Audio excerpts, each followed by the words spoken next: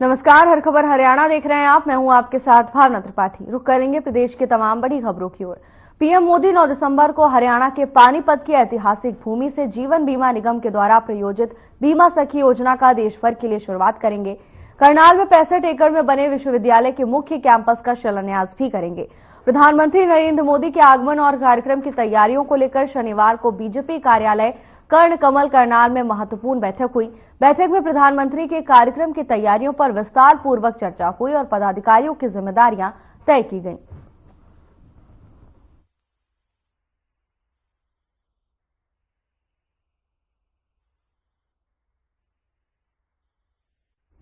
केंद्रीय ऊर्जा मंत्री मनोहर लाल रविवार सुबह ही अंतर्राष्ट्रीय गीता महोत्सव में पहुंचे, जहां उन्होंने ब्रह्म सरोवर तट पर शिल्प और सरस मेले का अवलोकन किया। केंद्रीय मंत्री कलाकारों द्वारा दी जा रही प्रस्तुतियों को देख गदगद हो उठे तो वे डेरू की स्वर लहरियों पर झूमने लगे। उन्होंने रोहतक से आए कलाकारों के साथ भजन भी गाए तो वहीं कलाकारों और शिल्पकारों का हौसला भी बढ़ाया।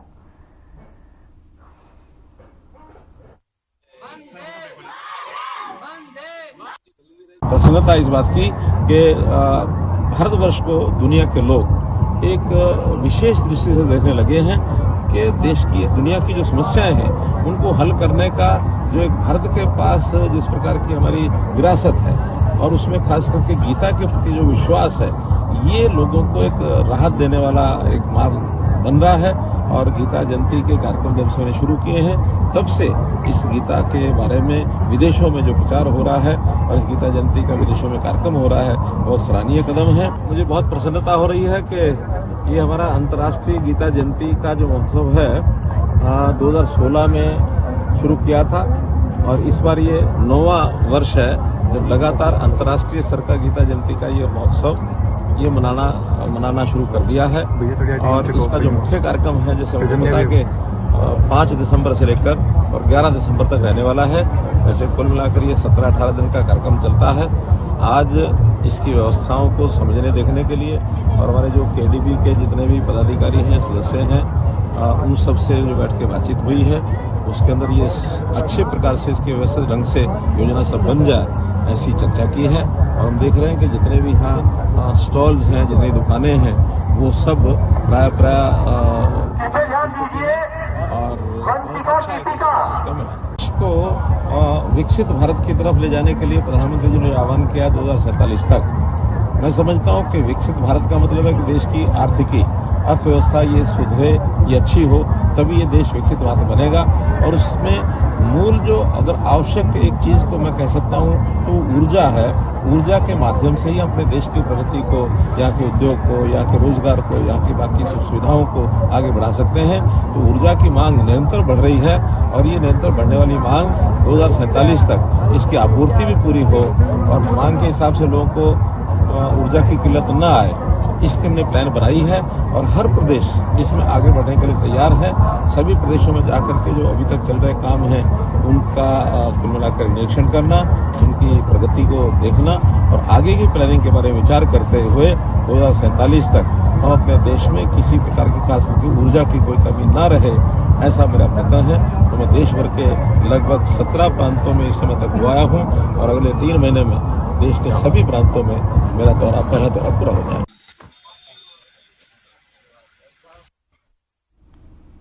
कुरुक्षेत्र में पूर्व मुख्यमंत्री एवं केंद्रीय मंत्री मनोहर लाल ने कहा कि 2016 से अंतर्राष्ट्रीय स्तर पर कुरुक्षेत्र में गीता जयंती महोत्सव के तौर पर मनाया जा रहा है। केंद्रीय मंत्री मनोहर लाल ने कहा कि गीता महोत्सव की सभी व्यवस्थाएं ठीक रूप से चले, इसके लिए मैंने अधिकारियों के साथ बैठक की है। जब उनसे पूछा गया कि कांग्रेस अपने नेता प्रतिपक्ष नहीं चुन पाई, तब केंद्रीय मंत्री ने कहा कि ये सवाल कांग्रेस से ही पूछना चाहिए। इसके साथ ही उन्होंने कहा कि विकसित भारत 2047 बनाने के लिए देश के प्रधानमंत्री नरेंद्र मोदी ने विजन देखा है। देश की अर्थव्यवस्था अच्छी हो तभी ये भारत विकसित भारत बनेगा।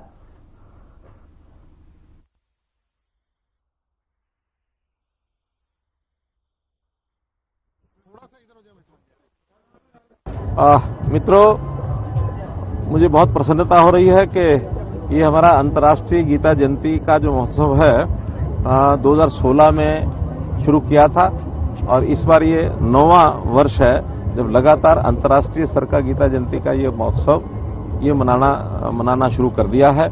और इसका जो मुख्य कार्यक्रम है, जैसे हमको पता कि 5 दिसंबर से लेकर और 11 दिसंबर तक रहने वाला है। वैसे कुल मिलाकर ये 17-18 दिन का कार्यक्रम चलता है। आज इसकी व्यवस्थाओं को समझने देखने के लिए और हमारे जो केडीबी के जितने भी पदाधिकारी हैं, सदस्य हैं, उन सब से जो बैठ के बातचीत हुई है।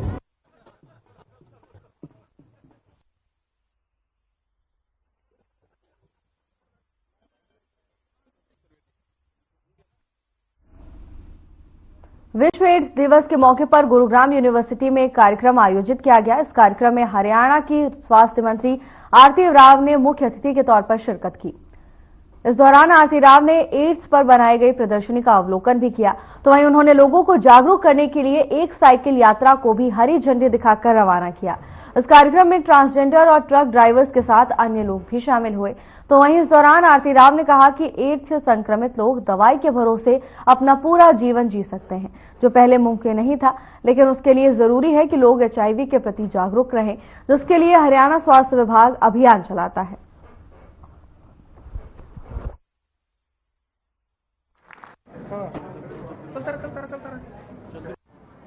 जी, ये हमेशा एक बहुत ही सीरियस इवेंट रहा है। पूरे विश्व में वर्ल्ड एड्स डे मनाया जाता है, not to celebrate but to remind everyone कि एड्स जैसी एक खतरनाक डिजीज होती है, मगर उसका इलाज हो सकता है। एचआईवी को आप प्रभाव में रख सकते हैं अगर आप सही वक्त पे पता चल जाए कि आप एचआईवी पॉजिटिव हैं।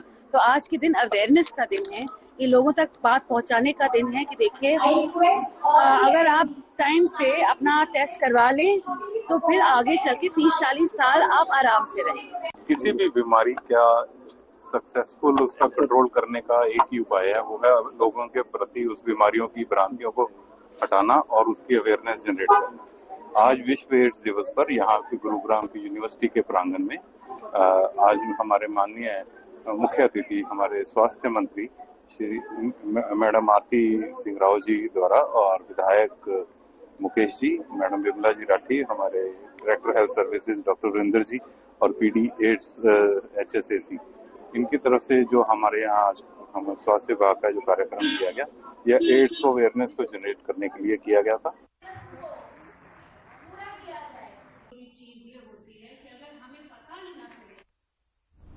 सांसद नवीन जिंदल का बयान सामने आया। उन्होंने कहा कि गीता जयंती समारोह में स्वच्छता का विशेष ध्यान रखें। सांसद नवीन जिंदल गीता जयंती समारोह में नवीन जिंदल फाउंडेशन का पवेलियन देखने पहुंचे। उन्होंने ब्रह्म सरोवर के तट पर लगे विभिन्न स्टॉल और अन्य समाजसेवी संस्थाओं के कार्यों को दिखाती हुई प्रदर्शनियों का अवलोकन किया। सांसद नवीन जिंदल फाउंडेशन द्वारा स्थापित पवेलियन पर भी पहुंचे।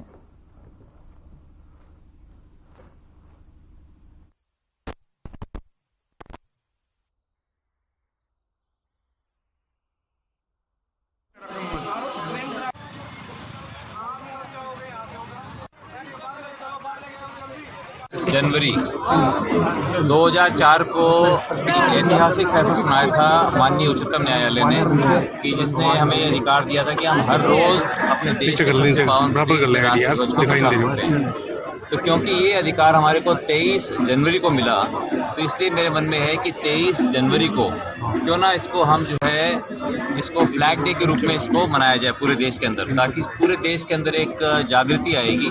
और 23 जनवरी को ही पराक्रम दिवस भी हम मनाते हैं, क्योंकि सुभाष चंद्र बोस जी की जयंती हम मनाते हैं उस दिन। तो साथ साथ अगर हम उसको फ्लैग डे के रूप में भी मनाएंगे या फ्लैग वीक बना सकते हैं पूरे एक हफ्ते तक।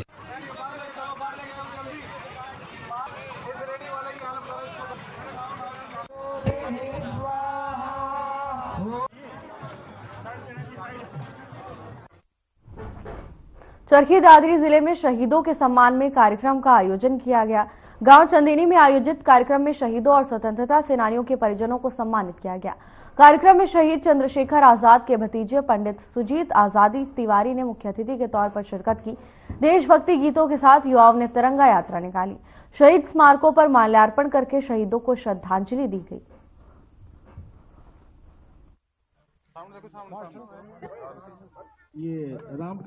आज पैरामिलिट्री फोर्स के सत्यवान जी को नमन करते हुए मुझे इस बात पे भारत सरकार पे क्रोध आ रहा है कि हमारे इस गांव में सभी सेनाओं के शहीद मौजूद हैं, उनके कुछ आश्रित बेसहारा हैं।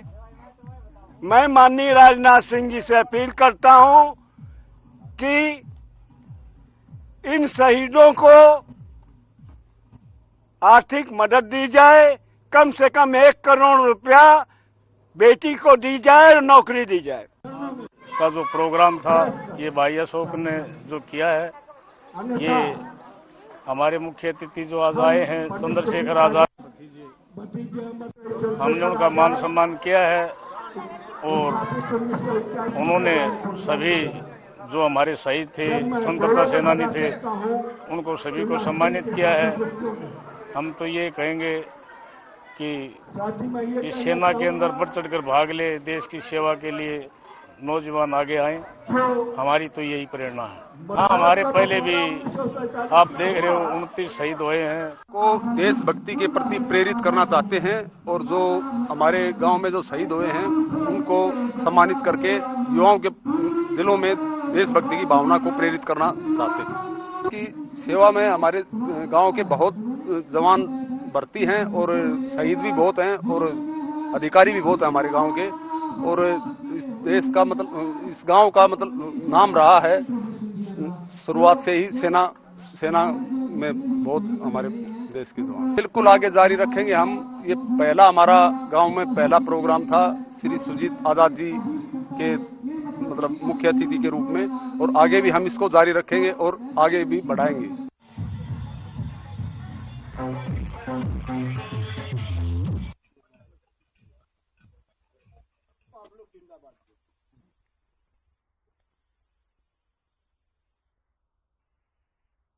जुलाना से गुजरने वाली NH 352 पर एक बाइक की अज्ञात वाहन से टक्कर हो गई, तो उसमें बाइक सवार 2 युवकों की मौके पर ही मौत हो गई और तीसरा गंभीर रूप से घायल है। घायल युवक को स्थानीय लोगों की मदद से इलाज के लिए अस्पताल भेजा गया। तो वहीं घटना की सूचना मिलते ही पुलिस मौके पर पहुंची और मामले की जांच में पुलिस जुट गई है।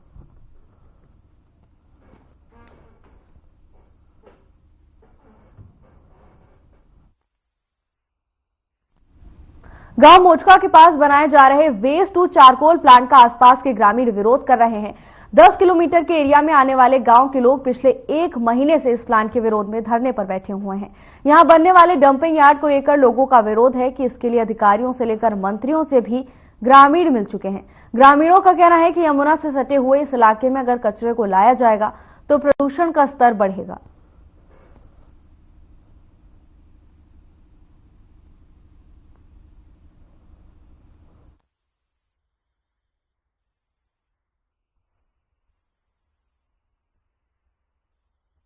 हम अपने फायदे के लिए बैठे हैं। अपने फायदे के लिए जी, सभी को ये कूड़ा हम नहीं डालन देंगे जी। अच्छा। हाँ जी, नहीं तो हमें तो ये नरक है, ये हम नरक कैसे ले लेंगे? हमारा तो ये जमीन हमारी जगह सुरग है, हम नरक में नहीं रहना चाहेंगे और अपने जीते जी लड़ेंगे। कौन डाल रहा है कूड़ा? जी, सरकार गवर्नमेंट डाल रही है, वे बना दिए, हम नहीं बनाए हैं। वोट दे दे कर जब तो वे ऐसे बने हैं, बिल्कुल हम जैसा कहोगे वैसा करेंगे। अभी हमारी नहीं कोई मान रहा। सर, हमारे यहाँ इस गांव में इतनी हरियाली है और बच्चों का पढ़ने का नवोदय स्कूल है, सब कुछ है, इतनी सारी फैसिलिटीज हैं बच्चों के लिए, सब कुछ है। हमारा गांव एक तरह से जन्नत से कम नहीं है, लेकिन सर ये सब कूड़ा सा डाल के ना, ये सर ये इससे तो बहुत हमें नुकसान है।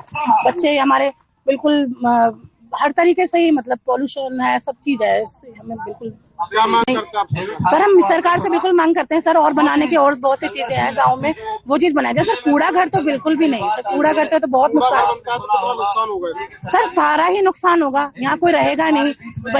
बच्चों को भी नुकसान है सर, हमारे बड़े बुजुर्ग हैं उनको भी नुकसान है, हर चीज से ही हम मतलब बहुत नुकसान में रहेंगे। सबसे पहले कानून कहता है कि स्वस्थ रहना मेरा जन्म सिद्ध अधिकार है, राइट है मेरा ये, और मेरे घर के सामने लाके कोई कूड़ा गिरा तो मैं लाठी लंगो कतई, क्योंकि मेरे घर का आगे कूड़ा डाल ही नहीं सकता कोई भी, क्योंकि मेरे बच्चे भी, मुझे सांस लेना, मुझे जीवित रहना। और सरकार जहाँ पेड़ लगाने की बात कर रही है वहाँ पेड़ काटने की बात कर रही। जिस प्रांगण में हम बैठे हैं यहाँ हजारों की संख्या में पेड़ है, और पेड़ काट कर यहाँ ये कूड़ा घर बनाना चाह रहे, जो किसी कीमत पर नहीं बनने देंगे, किसी कीमत पर कुछ भी हो। कानून की लड़ाई लड़ेंगे, सड़क पर लड़ाई लड़ेंगे, क्यों आज न लड़ेंगे कल मरेंगे।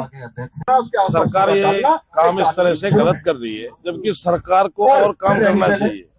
इस कूड़े की बाबत जो इसका बिल्कुल हमेशा परमानेंट सॉल्यूशन हो, एक ऐसी पॉलिसी बनानी चाहिए। शहर का कूड़ा शहर में सेक्टर वाइज छोटे छोटे वो बनाने चाहिए, जिससे वो किसी को भी नुकसान नहीं करेगा।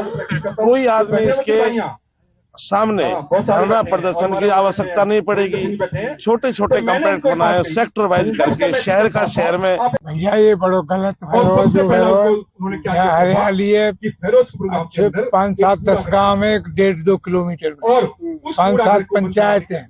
आबादी बहुत ज्यादा, आबादी से भिड़ते हुए बना रहे हैं, ये सब गलत बना रहे हैं।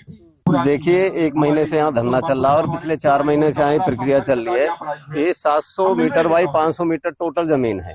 जैसा हमने प्रशासन को अवगत कराया, नेताओं को भी बताया, उन्होंने आश्वासन दिया कि आबादी के बीच में कूड़ाघर नहीं बनेगा, लेकिन आज तक किसी भी अधिकारी ने इसकी ये नहीं देखी भाई यहाँ कूड़े घर के लायक जगह ही नहीं है।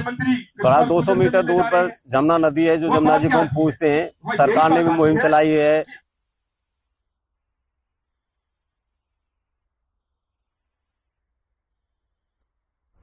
हरियाणा के जिले फरीदाबाद कल्याणपुरी इलाके में एक युवक की संदिग्ध परिस्थितियों में मौत का मामला सामने आया है। मृतक का नाम चारू और उम्र लगभग 24 से 25 साल बताई जा रही है। तो वहीं मामले की जानकारी मिलते ही पुलिस घटनास्थल पर पहुंची, जहां पुलिस ने देखा कि एक युवक चारपाई के पास में नीचे पड़ा हुआ मिला था, जिसके सर पर चोट के निशान भी पाए गए थे। तो वहीं मृतक के भाई गोविंदा ने बताया कि दोनों ने रात में शराब पी थी और शराब पीकर उनके बीच में कहासुनी हुई थी। इसी कहासुनी में मृतक चारू का सिर दीवार से जा लगा और वो जमीन पर गिर गया। उसे लगा कि नशे में होने के चलते वह उठ नहीं पा रहा है। उसने उसे उठाने की काफी कोशिश भी की, लेकिन वो नहीं उठा और उसकी मौत हो गई। फिलहाल पुलिस ने शव को कब्जे में लेकर पोस्टमार्टम के लिए फरीदाबाद की बादशाह खान सिविल अस्पताल में भेज दिया है। पोस्टमार्टम के बाद ये खुलासा होगा कि आखिर मृतक की मौत गिरने से हुई है, चोट के चलते हुई है या फिर कोई और ही वजह है। तो वहीं खुलासा ये भी हुआ है कि मृतक के भाई गोविंदा और मृतक पर गोविंदा की पत्नी की हत्या के आरोप में केस भी चल रहा था। गोविंदा कुछ दिन पहले ही जेल से बाहर आया था। अब पुलिस पूरे मामले की जांच में जुटी हुई है।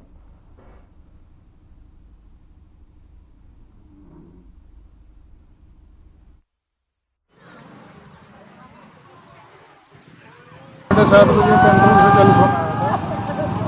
उसके बाद में मौके पर आए तो उसके परिवार वालों से भी बात हुई है, तो ऐसी कोई अभी सामने नहीं आई है। जो कंप्लेंट देंगे बॉडी की चोट कहाँ थी सर? कैसे? सिर में बैक साइड में है। पोस्टमार्टम के बाद ही सब कुछ जानकारी? सब जानकारी पोस्टमार्टम के बाद ही होगी। चारू है तो मैंने इससे बोल पूछा, भाई घर में आई नहीं सर।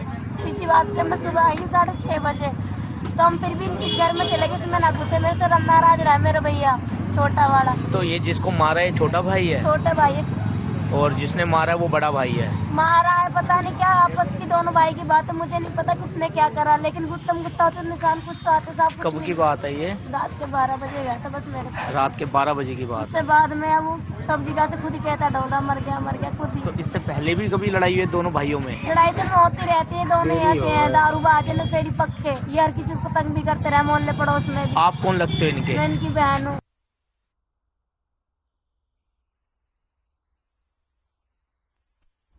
असमानपुर गांव में युवक के शव को दफनाने को लेकर मुस्लिम समुदाय और ग्रामीणों के बीच माहौल गर्म हो गया। समाज के लोग कब्रिस्तान को वक्फ बोर्ड की जमीन बता रहे थे, जबकि ग्रामीण इस जमीन को नाजायज तौर पर कब्जा करने का आरोप लगा रहे हैं। सूचना पाकर पुलिस चौकी से भारी पुलिस बल मौके पर पहुंच गया। पुलिस प्रभारी विक्रांत ने दोनों पक्षों को समझाने का काफी प्रयास किया, मगर दोनों पक्ष अपनी मांग पर अड़े रहे। फिलहाल मुस्लिम समुदाय ने युवक के शव को पिहोवा की मस्जिद में रखा है। गांव वालों का कहना है कि ये जमीन गांव के रिहायशी इलाके से सटी है, इसीलिए जमीन पर कब्रिस्तान बनाना या होना बिल्कुल गलत है। गांव के पूर्व सरपंच नरेंद्र सिंह का कहना है कि उनके गांव में मुस्लिम समुदाय का कोई भी व्यक्ति नहीं रहता है, ये लोग प्रवासी हैं। इससे पहले भी इस समुदाय के लोगों ने छोटे बच्चों के शवों को यहां पर दफनाया है, पर तब गांव वालों ने इसका विरोध नहीं किया। लेकिन अब लोग यहां पर कब्रिस्तान बनाकर उस जमीन को वक्फ बोर्ड का बता रहे हैं।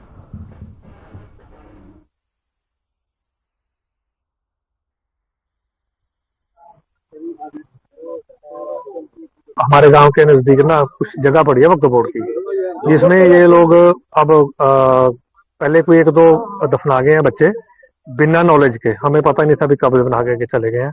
तो आज ये किसी एक बड़े आदमी की किसी की डेथ हो गई थी, तो उसको लेके आए थे दफनाने के लिए। उसमें रेता, बजरी, ईंट वगैरह सब कुछ अपना तैयारी करके आए थे। तो उस पे गांव के मौजूद लोगों ने या सभी गांव वासियों ने एतराज जताया है भी ये एक तो गांव के नजदीक है भी यहाँ नहीं होना चाहिए ये सिस्टम भी। ये तो फिर सिस्टम थोड़ा और तरह का हो जाएगा, क्योंकि एक अगर साथ में मंदिर भी है तो सभी की भावनाओं को समझते हुए हम ये कह रहे हैं अभी ये इसको कहीं और शिफ्ट कर दिया जाए। हमारे यहाँ दफन नहीं होने दे रहे हैं। हमारे बता रहे हैं कि बाकापुर की दफ्तर है, जगह है, यहाँ तुम्हारी जगह मिलेगी यहाँ से। आज हमारे बच्चे पूरा हो गया, हमारे दफन नहीं दे रहे हैं। कौन रोक रहा है आपको? यहाँ गांव का आदमी रोक रहे हैं। तो पुलिस क्या करती है?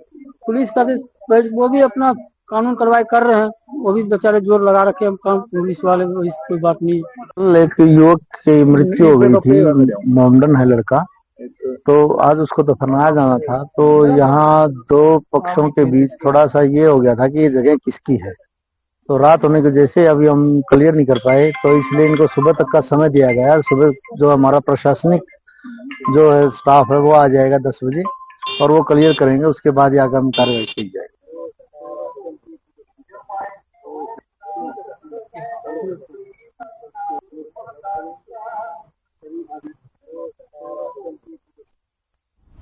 रतिया में किसानों के खेतों में गेहूं की नई बीजी गई फसल को सूंडी चट कर गई, जिससे किसानों में काफी गुस्सा है। किसानों का कहना है कि सूंडी सिर्फ उन्हीं किसानों की फसल में लगी है जिन्होंने प्रशासन के कहने पर धान की पराली को न जलाकर उसी जमीन पर दबाकर गेहूं की बिजाई की थी। किसान अब प्रशासन से खेतों का मुआयना कर मुआवजा देने की मांग उठा रहे हैं।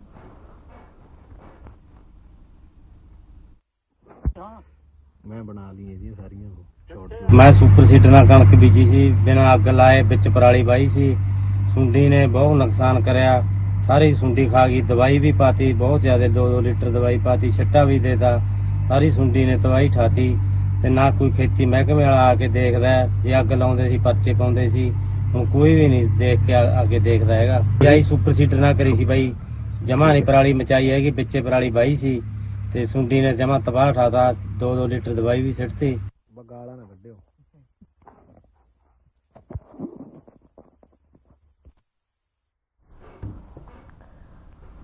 रतियों में किसानों का प्रशासन के प्रति गुस्सा फूटता हुआ दिखाई दे रहा है। किसानों का कहना है कि जिन किसानों ने पराली न जलाकर प्रशासन के कहने पर पराली को खेतों में ही दबाया था, उनकी फसल को भारी नुकसान हुआ है और सिर्फ उन्हीं खेतों को सूंडी की ओर से निशाना बनाया गया है जिन्होंने पराली को जलाने के बजाय उनका प्रबंधन खेत में ही कर दिया था।